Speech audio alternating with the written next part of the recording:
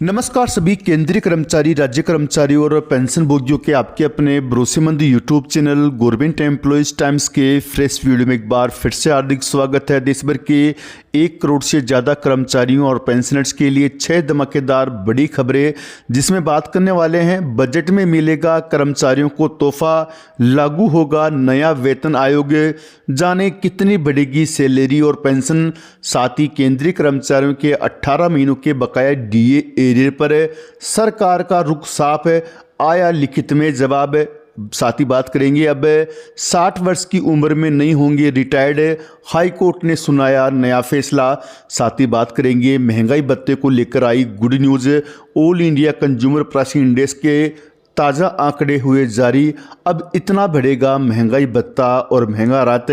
साथ ही देश भर के 68 लाख से अधिक पेंशन भोगियों को 2 बड़ी सौगात। जानकारी पसंद आती है तो वीडियो को लाइक कीजिएगा, चैनल पे पहली बार आए हैं तो प्लीज़ चैनल को सब्सक्राइब कीजिएगा, क्योंकि आपसे जुड़े तमाम तरह के महत्वपूर्ण आदेश वीडियो और इन्फॉर्मेशन हम यहाँ पर लाते रहते हैं। दोस्तों, आपसे निवेदन है वीडियो को लाइक अवश्य करें, क्योंकि आपका एक लाइक हमें मोटिवेट करता है महत्वपूर्ण इन्फॉर्मेशन खोज लाने के लिए। तो अभी से अपना प्यार भरा लाइक कर दें। केंद्र एवं राज्य सरकार के करीब 4 करोड़ कर्मचारियों और पेंशन भोगियों के महंगाई भत्ते को लेकर बड़ी खबर सामने आ चुकी है। वेतन एवं पेंशन निर्धारण के लिए महंगाई भत्ते का अहम रोल होता है, इसलिए कर्मचारियों और पेंशन भोगी बेसब्री से नवंबर महीने के AAI-CPIN के आंकड़ों का इंतजार कर रहे थे, क्योंकि इसी आंकड़े से पता चलेगा कि जनवरी 2025 से कितना डीए और डीआर मिलेगा। हालांकि भी दिसंबर महीने का आंकड़ा आना बाकी है, फिर भी कुछ हद तक आंकड़े स्पष्ट हो चुके हैं।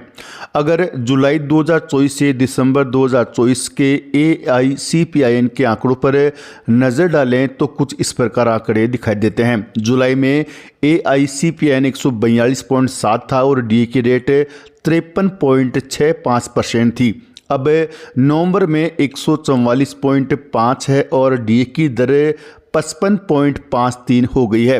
अभी दिसंबर में आंकड़ा यदि स्थिर रहता है, नहीं बढ़ता है, तो भी डीए 56.04% हो जाएगा। वर्तमान में 53% डीए मिल रहा है, तो 3% बढ़ोतरी के बाद कुल डीए और डीआर 56% हो जाएगा। अगर ये आंकड़े जहां पे हैं वहीं स्थिर रहेंगे तो 56% डीए और डीआर होगा। अगर 0.6 की गिरावट होती है तो दिसंबर का AAI-CPI आंकड़ा 143.9 अंकों पे पहुंचता है, तो 56% डीए और डीआर मिलना मुश्किल हो जाएगा। उस समय केवल 55% डीए मिलेगा। यानी कुल मिलाकर दिसंबर महीने के all India consumer price index के आंकड़े का अहम रोल होगा। दिसंबर महीने का आंकड़ा अगर 0.5 तक गिरता है तो 56% डीए मिलेगा। अगर इससे ज़्यादा गिरावट आती है तो 55% डीए मिलेगा। इन आंकड़ों से स्पष्ट होता है कि जनवरी 2025 से महंगाई भत्ता 55% या 56% हो सकता है। आंकड़ों में स्पष्टता दिखाता है कि कहीं ना कहीं गड़बड़ जरूर है। महंगाई अपने चरम सीमा पर है, लेकिन आंकड़ों में स्थिरता दिखाई दे रही है। ऐसे कैसे संभव हो सकता है? एक तरफ महंगाई बढ़ रही है पर आंकड़े स्थिर हो, ऐसे में संभवतः कुछ न कुछ हेर फेर जरूर है। इसी बीच पेंशन भोगी ने नाम न छापने की शर्त पर मीडिया को बताया कि कांग्रेस के कार्यकाल में महंगाई भत्ता 8% से 10% तक बढ़ता था, लेकिन जब से बीजेपी सरकार आई है तब से केवल 2% से 4% डीए और डीआर बढ़ोतरी हो रही है। कर्मचारियों और पेंशन भोगियों को क्या जानबूझकर आंकड़ों में फंसाया जाता है? ज़मीनी हकीकत और आंकड़ों में ज़मीन आसमान का अंतर है। अगर इस तरह से आंकड़ों में उलझा कर रखना है तो महंगाई भत्ता मापने के लिए नए पैमाने की क्या आवश्यकता है? तत्काल प्रभाव से फार्मूले में बदलाव किया जाए। वर्तमान में 53% महंगाई भत्ता मिल रहा है। इस तरह से दिसंबर में भी AAI-CPI के आंकड़े 144.5 पर आते हैं तो महंगाई भत्ते में 3% बढ़ोतरी होगी। लेकिन दिसंबर के AAI-CPIN आंकड़ों में 0.6 अंक की कमी हुई तो महंगाई भत्ता 2% ही वृद्धि होगी। इस प्रकार से कुल डीए और डीआर 53% से बढ़कर 55 या 56% हो जाएगा। उससे ज़्यादा होने की संभावना न के बराबर है।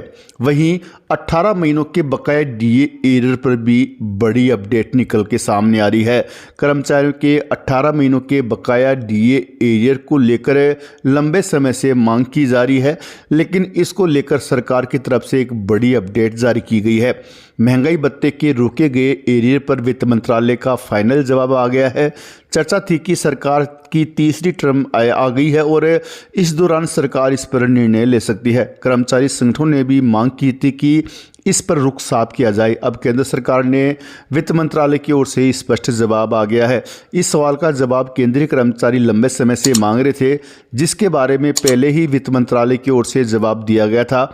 वित्त मंत्रालय ने हर बार इसको लेकर इनकार किया है कि डीए एरियर नहीं मिलने वाला है, लेकिन इस बार तो लिखित में जवाब आ गया है। केंद्र सरकार से पूछे गए सवाल का जवाब आ गया है।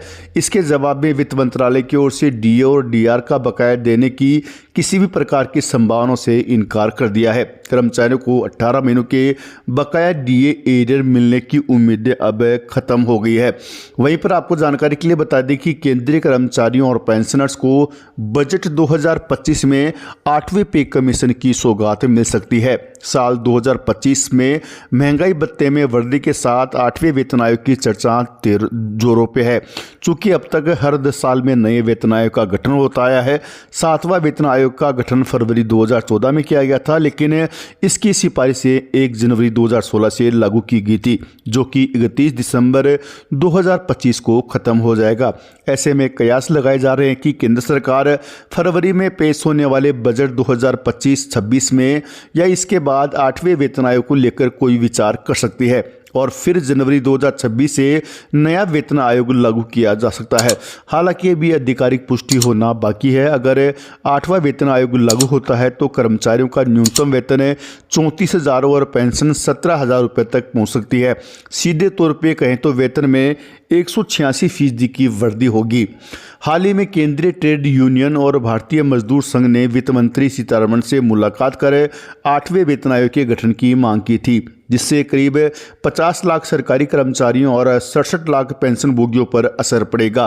पिछले महीने ज्वाइंट कंसल्टेटिव मिशनरी यानी NCJCM की राष्ट्रीय परिषद ने भी यूनियन कैबिनेट सेक्रेटरी को पत्र लिखकर नए पे कमीशन के त्वरित गठन की मांग की थी। उनका कहना है कि 7वें वेतन आयोग की सिफारिशें हुए लागू हुए 9 साल से ज़्यादा का समय हो चुका है और 1 जनवरी 2026 से अगले वेतन आयोग व पेंशन रिवीजन ड्यू है। अतः तत्काल प्रभाव से 8वां पे कमीशन का गठन किया जाए। तो आपको बता दें कि यदि केंद्र सरकार 8वां पे कमीशन गठन करने की मूड में होगी तो बजट 2025 में इसका ऐलान हो जाएगा। बजट में सरकार की चुप्पी का मतलब होगा कि सरकार आगे से कोई भी वेतन आयोग गठन करने के मूड में नहीं है। मिलते हैं नेक्स्ट वीडियो में, तब